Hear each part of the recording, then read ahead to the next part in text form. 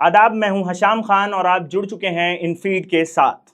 रोजगार और शिक्षा एक ही सिक्के के दो पहलू हैं, मगर हैरानी और परेशानी की बात यह है कि ना ही बात रोजगार पर होती है ना ही शिक्षा पर।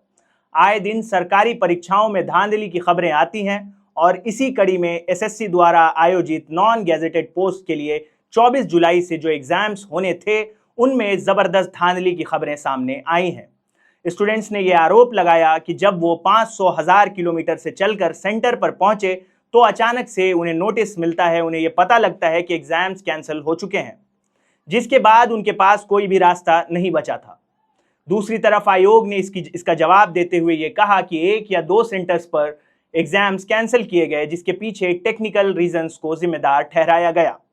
मगर स्टूडेंट्स का कहना था कि अगर कोई विद्यार्थी 500,000 किलोमीटर ट्रैवल करके परीक्षा केंद्र पर पहुंचता है और उसे बिना किसी प्रायर नोटिस दिए हुए एग्जाम्स कैंसिल कर दिए जाते हैं तो इसका असर क्या होगा। सिर्फ एग्जाम्स कैंसिल करने की बात नहीं है, यहां आगे जब इन्वेस्टिगेशन होती है, जब विद्यार्थियों ने अपने स्तर पर इन्वेस्टिगेट किया तो ये मालूम चला कि इसके अलावा भी इन एग्जामिनेशंस में कई तरह की गड़बड़ी मौजूद थी। इन गड़बड़ियों में सबसे बड़ी गड़बड़ी थी इंफ्रास्ट्रक्चर की कमजोरी। एग्जामिनेशन सेंटर्स से ऐसे वीडियोस बाहर आए जो ये दर्शाते हैं कि किस तरह से अंदर मौजूद कीबोर्ड और माउस टूटे हुए थे, किस तरह से सर्वर का फेलियर था और इसके अलावा कई परीक्षा केंद्रों पर बाउंसर्स मौजूद थे और विद्यार्थियों ने यह आरोप लगाया कि स्टाफ्स और बाउंसर्स ने उनके साथ बदतमीजी की। कम से कम 10 से 15 मिनट के लिए सबका समय रुक गया है, एग्जाम नहीं चल रहा था, पूरा सिस्टम लॉक हो गया था। और यहाँ पे देख सकते हो कि पूरा का पूरा जो टीम है, एग्जिट एग्जाम करने वाला बायोमेट्रिक कोई नहीं है और सारे बच्चे बस इधर उधर घूम रहे हैं, सबके सब निकल गए हैं। विद्यार्थियों का यह भी कहना था कि उन्होंने सेलेक्टेड सेंटर्स चुने थे जो कि उनके जिले से, उनके कस्बे से नजदीक थे, मगर उसके बावजूद उनके सेंटर्स काफी दूर दिए गए रियल लोकेशन में। इसमें दिखा रहा है आर के डिजिटल सेंटर नंबर 2 और गेट नंबर 2 और ये मैंने अभी एसएससी की साइट से डाउनलोड किया है। इसमें सेंटर दिखा रहा है Pawan Ganga. On the spot centre change किया है इन लोगों ने, ऑन द स्पॉट। अब मैं वहाँ जा भी नहीं सकती हूँ, इतनी दूर, यहाँ से वहाँ तक पहुँचना मेरे लिए इम्पॉसिबल है। उदाहरण के तौर पर बिहार के एक विद्यार्थी ने जिसने अपना एग्जाम बिहार से भरा था, उसको सेंटर दिया जाता है मणिपुर और जयपुर के विद्यार्थी का सेंटर दिया जाता है अंडमान एंड निकोबार आइलैंड। इतनी दूर से सेंटर दिए जाना खुद में ही ये सुनिश्चित करता है कि उस विद्यार्थी को सेंटर पर पहुंचने में खासी परेशानी का सामना करना पड़ेगा। इसका जवाब देते हुए आयोग के चेयरमैन ने यह कहा कि हर शहर में इतनी ज्यादा कैपेसिटी नहीं है कि इतनी ज्यादा लोगों के एग्जाम्स लिए जा सकें और इसी वजह से दूर दूर सेंटर्स दिए जाते हैं। मगर सवाल ये खड़ा होता है कि अगर सेंटरों में कैपेसिटी नहीं है तो क्या इसकी तैयारी पहले से नहीं होनी चाहिए थी। और ये एग्जाम जो कि सालों साल से होते आ रहे हैं, उसके बावजूद भी अगर टेक्निकल ग्लिचेस और इंफ्रास्ट्रक्चर की कमजोरी की वजह से एग्जाम कैंसिल होते हैं तो ये अपने आप में एक सवालिया निशान खड़ा करता है। आगे जब स्टूडेंट्स ने थोड़ी और इन्वेस्टिगेशन की तो पता चला कि जिस वेंडर को इस एग्जाम की जिम्मेदारी सौंपी गई थी उसका नाम है एडुक्विटी। मैं आपको ये बता देना जरूरी समझता हूं कि एडुक्विटी वही वेंडर है जिसका नाम व्यापम घोटाले में आया था। व्यापम घोटाला जो कि 2009 में मध्य प्रदेश में हुआ था, जिसमें भारी मात्रा में धांधली की खबरें सामने आई थी और इसमें कई तरह के इन्फ्लुएंशियल लोग, टीचर्स और स्टूडेंट्स का नाम सामने आया था। इनएडुक्विटी एक ब्लैकलिस्टेड वेंडर है, तो अब ये सवाल उठता है कि एक ब्लैकलिस्टेड वेंडर को किस तरह से ये जिम्मेदारी सौंपी जा सकती है। स्टूडेंट्स ने मीडिया से बात करते हुए ये बताया कि कैसे वो 3 साल, 4 साल और 5 साल से इस परीक्षा की तैयारी कर रहे थे और जब वो एग्जामिनेशन सेंटर पर पहुंचते हैं तो उन्हें ये मालूम चलता है कि एग्जाम रद्द हो चुके हैं।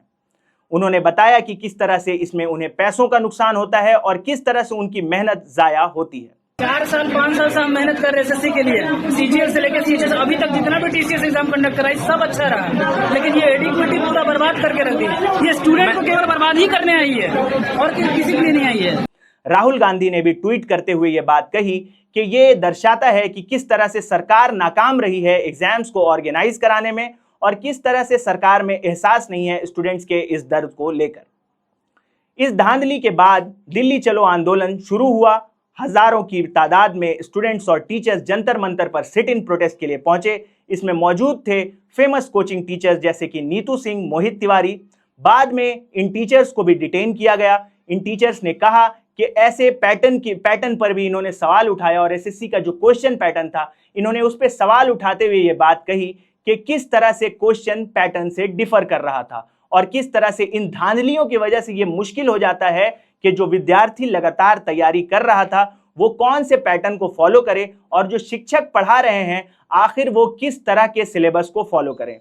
जैसा कि देखा गया कि 5 से 6 क्वेश्चन पैटर्न से बाहर थे और किसी गाने के नाम पर बेस्ड थे।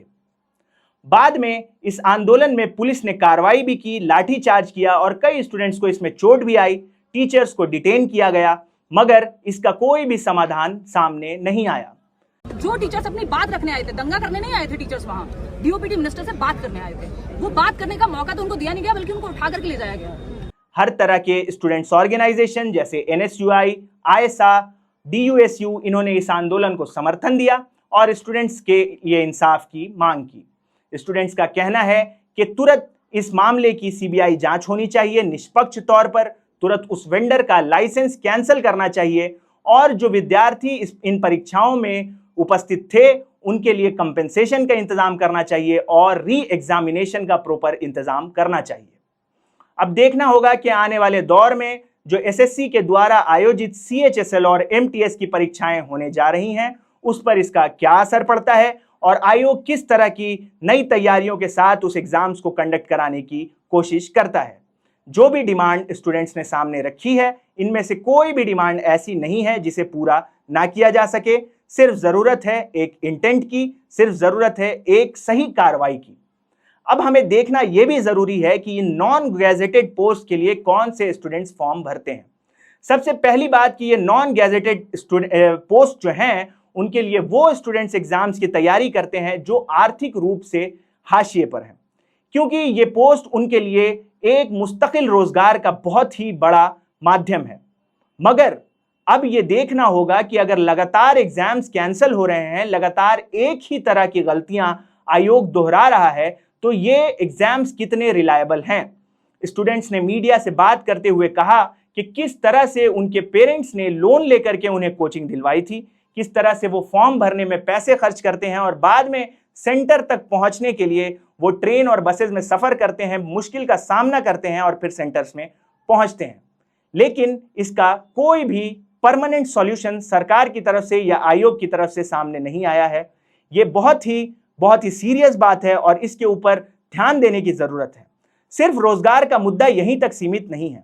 अगर हम शिक्षा की बात करें तो आए दिन कई राज्यों से ऐसी खबरें निकलकर सामने आती हैं जहां कई सारे सरकारी पद रिक्त पड़े हुए हैं मगर उसमें नियुक्ति नहीं हो रही है और नियुक्ति ना होने के पीछे सबसे बड़ा कारण है असीमित और अस्थायी परीक्षाओं का पैटर्न। कोई भी परीक्षा अपने तय समय पर पूरी नहीं हो पा रही है, बिना धांधली के परीक्षाएं पूरी नहीं हो पा रही हैं और इस वजह से रिक्त पद मौजूद होने के बाद भी नई बहाली नहीं हो पा रही है। आने वाले वीडियोस में हम बात करेंगे राज्य सरकार की शिक्षा प्रणाली की, किस तरह से